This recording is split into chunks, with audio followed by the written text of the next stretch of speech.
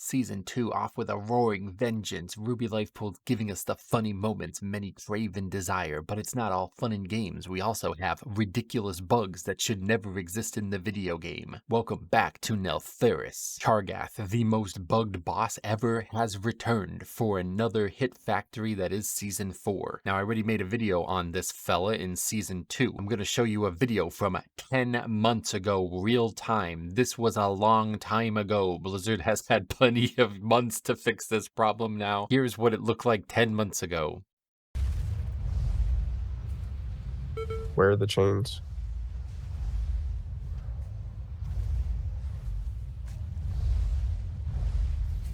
What?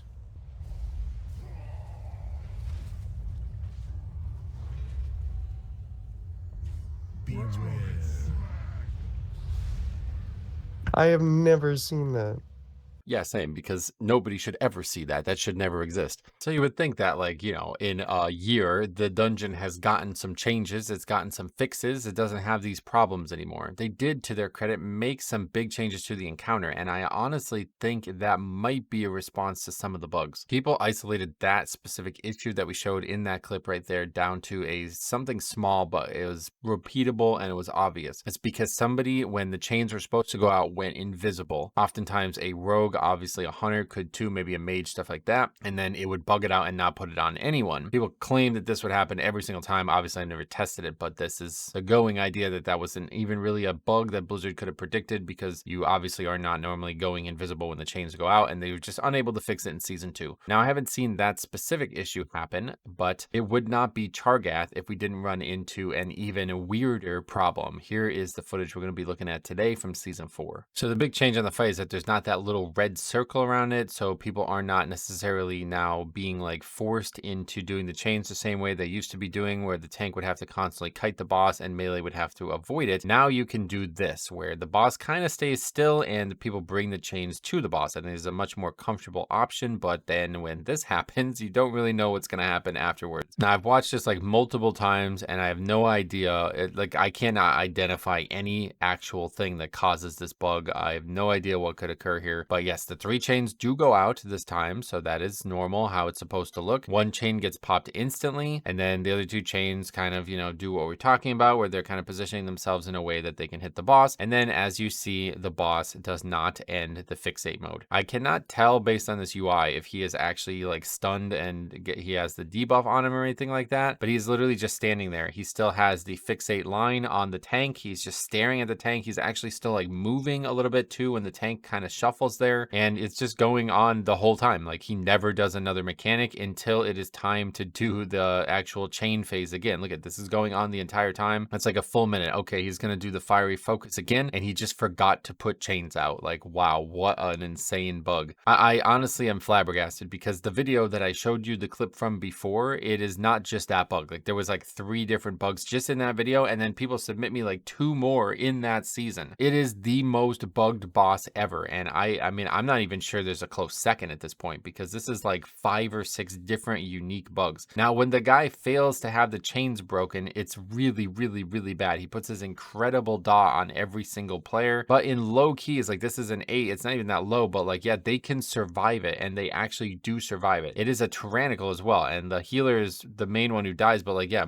3 people actually live through it, and then, you know, you can continue doing the boss. Now they're gonna see the spears, they go out again, the chains go out again, so the fight is actually like fixed itself somehow, and now they're just going to continue the fight like it's actually working properly. But it really, really makes me confused, like how this can continue to happen with this one encounter. That I've seen multiple proliferations of this type of bug, where the chains either don't spawn or something deeply is flawed about the way the mechanic works, and that is really unacceptable. Like, I have to say that to have your key actually usually disband at this kind of thing, but one way or the other have this type of trouble added to the actual difficulty of an already very difficult fight, just totally unacceptable. Like, you got to fix this, or you got to disable it. Like, I mean, just take the mechanic out of the fight. If it's 10 months later and we're still having the same types of bugs, and the scarier part is it's like not the exact same bug. He just stands still and just stares at the tank. What could possibly be causing that? If anybody has seen anything like this, please let me know. And then perhaps the weirdest part is like, it just fixes itself. Like, it goes back to working. So it's probably related to some ability or some weird situation that Blizzard couldn't predict yet again. again, but